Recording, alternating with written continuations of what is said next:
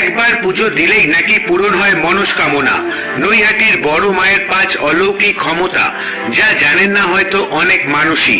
নৈহাটির বড় মা সম্পর্কে এই 5 তথ্য জানলে অবাক হতে বাধ্য আপনি। জানেন বড় মা আসলে কিসে সন্তুষ্ট হন?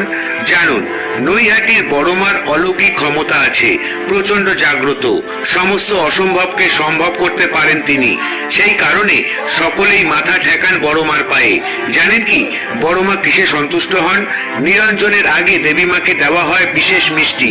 ভবেশ কালী থেকে সকলের বড় মা। নৈহাটির বড় মা সম্পর্কে এই 5টি অজানা তথ্য জানেন না অনেক মানুষই। এই মন্দিরে নাকি একবার পুজো দিলেই মনস্কামনা পূরণ হবে আপনার।